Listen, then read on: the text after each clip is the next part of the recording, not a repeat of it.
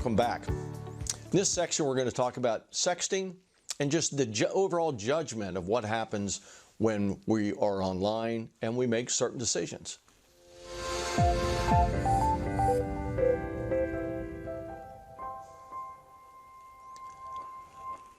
As I said in the beginning, nobody really likes to talk about sexting or think that it exists, particularly if you're a mom and dad or grandma and grandpa. But I always tell kids, I can't often go in and talk about the morality of what a child does or doesn't do. Sometimes I can, right? But generally I can't. But the one thing you cannot get over, whether you're an adult talking to a child, a teacher, or you're the child themselves, is that when an inappropriate image is taken, just the act of taking that photograph, a 13-year-old boy or girl takes a naked photograph of themselves, they've created child pornography, I think in all 50 states. They send it to somebody, it'll have a different name, but it's basically the distribution of child pornography. Right? And somebody receives it, now it's on their phone, they're in possession of child pornography. So there are real life consequences. Before you can get involved in any of the morality issues, there are real life consequences. And in fact, oftentimes when a child does these things, they do run the risk somewhere down the road of that image coming back, right? So this is a story that happened back in June. A teen traded naked selfies of himself with girls about his age. I think one was his age, the other was a couple years older. Now this is out in California. He was sentenced to 2 years on probation as a juvenile sex offender and has to register as a sex offender for the next 20 years. Is that too much? Well, I actually think that it probably is too much. We all make mistakes, particularly when we're kids. But I don't know all the circumstances behind this, but understand, when he snapped that picture and received pictures and sent pictures, he didn't realize that for the next 20 years that was going to be hanging over his head.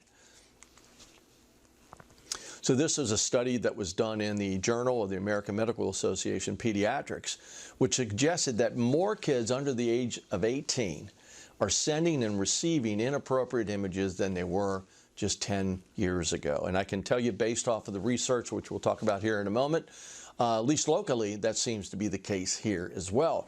But, to a certain extent, we as adults, we as society have given tacit approval for some of these things. For example, this ex-Harlem teacher got 4 years for sending sex videos to students.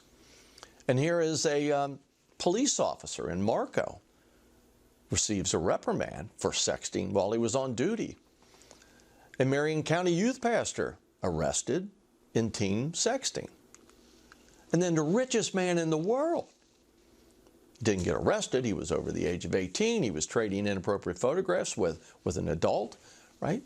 But yet, kids see this and they think, well, if Jeff Bezos does it, well, how bad could it be? He's a bright guy, right? A teacher did it, a police officer did it, a pastor did it. But these are the things that have to go through a child's mind as they begin to kind of weigh whether or not this is the right or wrong thing to do. Then there's Katie Hill. Now, it never ceases to amaze me how many people have never heard of Katie Hill, but she was a first-term congresswoman from the state of California, and she got divorced. Her husband was not happy with it, and so what did he do? He had many, many inappropriate photographs of Katie and actually another woman, and he sent those photographs to various publications to embarrass the heck out of her, which it did, and she ended up having to resign.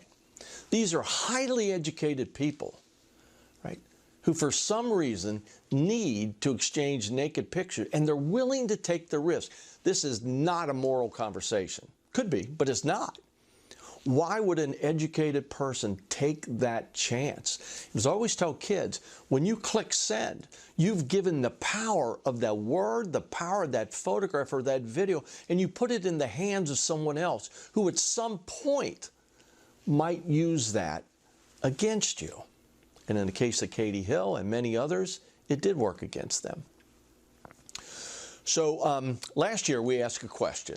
There were 26 questions altogether, but this was one of them to the 2,500 kids. Are you allowed to bring your phone into your bedroom overnight? And the answer was 75% of them said yes. And this is important for a couple reasons. Number one, it's important.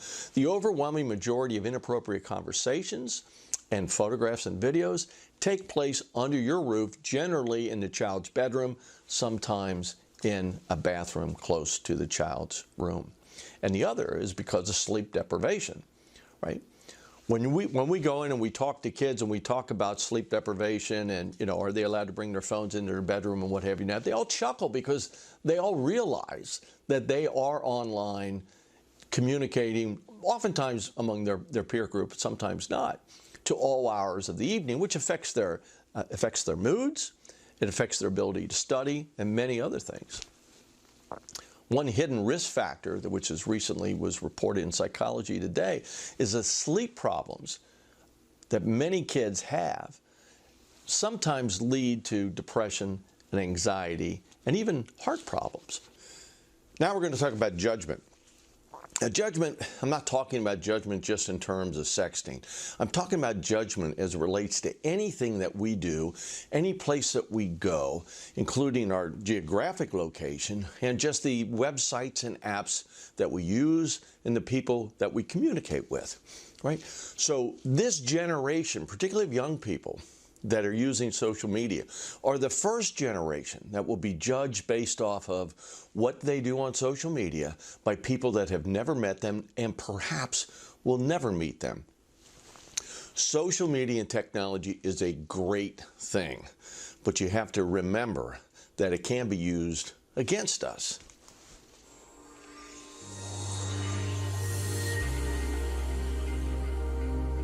Now I want to tell you a story about Annie. Annie was a young lady I met a couple years ago in northeastern Ohio.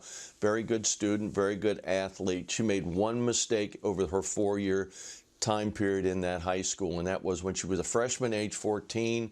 Her boyfriend put a lot of pressure on her to send a naked or topless photograph. She didn't want to do it, but she ended up giving in. She sent it to him, and eventually, actually just about a month and a half later, he moved away. And she never saw him again. In fact, she never wanted to see him again. But 3.5 years later, right before she was ready to graduate from high school, that photograph returned. That photograph was then distributed amongst her friends, one of whom no longer liked her, who took that photograph and sent it to the university that had just given her a 4-year scholarship. Now, for a period of time, she lost that scholarship. But the school administration got together, went to the university and lobbied on her behalf, and they ended up giving her scholarship back. They thought her behavior and character were in question. Well, she was being judged by people that had never met her. Right? Same thing kind of happened here with James. James was an athlete. Very good athlete, had just received a Division I scholarship. He was a defensive lineman on his high school team, very well recruited.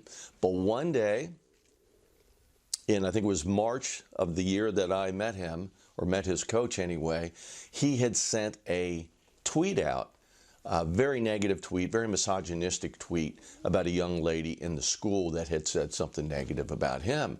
Well, his coach, his college coach that had given him the scholarship, was monitoring everything he was doing on Twitter. In fact, he was monitoring everything he was doing on much of the social media he was using. The coach saw that, called up his parents, called him up that evening and said, look, I cannot afford to have a young man like you on my team, right? We have 100 players on the team. We can't have somebody like you disrupting our locker room. And he ended up losing his scholarship. And it does happen, right? I'm not saying that every Division I coach is looking at every single word that a student athlete is saying, but many of them are. They have to. The investment in an athlete, a student athlete at a university, particularly a Division I university, is enormous. They have to be very, very careful. So what if there were a mirror into your child or your athlete's past? Well, there is. There very much is. And that mirror is called the cloud. In the case of Annie in particular, Annie's photograph that she had sent to that young man was stored in the cloud. For example, you send me a picture of your dog, I'm going to look at it, I'll think it's cute, probably show it to my wife, and then I'll delete it. But the way I have my cloud set up is that if I delete something on my phone, it will be stored in the cloud in perpetuity. And about 80–90%, I think it is, of Americans anyway, have a cloud account. Some of them don't even know they have a cloud account. Well, what that allows is, if you can go back into history 2, 3, 4, 10 years from now, right, and find all the great times that you had, and you can also find some of the mistakes that you made and some of the mistakes others have made when they sent you something. And again, that's what happened to Annie 3.5 years later. And you're beginning to find it all throughout politics as well. The mistakes that politicians have made, particularly politicians that are in their 30s and 40s that are using technology, sending inappropriate images. Well, those images are there in perpetuity and can be used against you. There's incredible power that exists in the cloud when we're sending images and words back and forth to one another. I had the great pleasure of talking to Pat Kelsey, head basketball coach at Winthrop University, about the power of words and photographs as it relates to recruiting. Tell me about behavior and character, how important it is for a coach when they're recruiting a young man or a young woman in the case of female sports. We talk about the ABCs, academics, basketball, and character.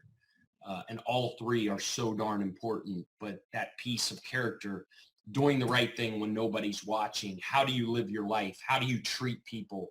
What type of teammate are you? Are you coachable? Are you selfless? Do you give of yourself for the good of the team? What's your true fabric? And that's the character piece that's as important as anything. Do you view social media? I mean, there are a lot of different ways you look at a young man, but do you view social media as a potential window into who they really are? That is, anymore in today's day and age, that is the window. The first window, the first thing we do when we identify a prospect before we even call their high school coach, before we even start looking into anything about their athletic acumen, their basketball ability, is our assistant coaches will look at their social media profile. And it tells so much. You can find out, and if it's questionable in any way, like really that's the end of it. Those names never even get to my desk. And that's really across the board in college athletics. I don't think it's particular just to Winthrop. Absolutely, positively, those are the first things that our coaches do when they're looking into a prospect. Now, obviously, the issues aren't just for recruiting in college. The issue is also recruiting in the job force. So, the future job interview is actually not in the future. The future job interview is here today. So with artificial intelligence, and that's, I know if you're in the business, if you're in the technology field, you know all about artificial intelligence. If you're a young man or young woman and you're a junior or senior in high school and you're into computer programming, or mathematics and statistics, artificial intelligence is something we want to kind of direct our children to go to if they've got that skill set. But artificial intelligence can be used for us and can be used against us. So for example, take a look at this. What looks like the future is already a reality. Hiring is undergoing a revolution. Almost all Fortune 500 companies now use some form of automation. She keeps winking at me and then rolling her eyes at me. Now, I show that to you so that you understand what is happening with artificial intelligence, what can be happening in human resources. So about 50%, I think it is, of Fortune 500 companies are using some form of artificial intelligence to determine, as they begin to look at resumes, to determine who would be a good fit for the company. And then they further that many times when it comes to the job interview. So your first job interview might not actually be with a real human being. It could be with artificial intelligence, as what you just saw there in that video. And you may have seen that there's lights that were being kind of scanning the young man's face as he was sitting there for the interview. In effect, what is happening there is all facial recognition technology includes a facial scan, kind of a digital scan, where it measures the distance between the eyes, the nose, the mouth, the chin, and the ears. And so I'm an old guy right now, right? I'm bald, got gray in my beard. But when I was in the 7th or 8th grade, my face, the mathematics that makes up my face, the distance between my eyes, my nose, my ears, my chin and my ears, it's basically the same today as it was back in those days. And so what she can do, and I'm not saying she was doing it in that particular case, but what she can do, she can do a digital scan of your face as she's interviewing you, and then go out and scrape the internet and bring back every mathematical match, which would be basically be his photograph, that exists on a web server someplace. And in general, in most cases, it would be on a social media web server. And to be able to look at the photograph. Is it appropriate? Is it inappropriate? What about the comments? What about his comments that he's made on other people's social media platforms, right? But I think what she's really doing in that particular case, she's able to determine, is he nervous? Is he lying? That's kind of creepy, right? But that's kind of the world we live in today. Artificial intelligence is a wonderful thing when it comes sometimes to fighting crime, when it comes to medicine, and when it comes to many other industries. But it can be quite the damning thing if you've done some things in the past that you're not proud of. Maybe you were young, maybe you were immature, maybe you're under stress, and you make that one mistake. Well, because of social media and the literally thousands of photographs that exist out there of us, of our children, of our students, it becomes very easy sometimes to be able to look into your past, peel back the onion, and make a determination, make a judgment about you, make a judgment about them.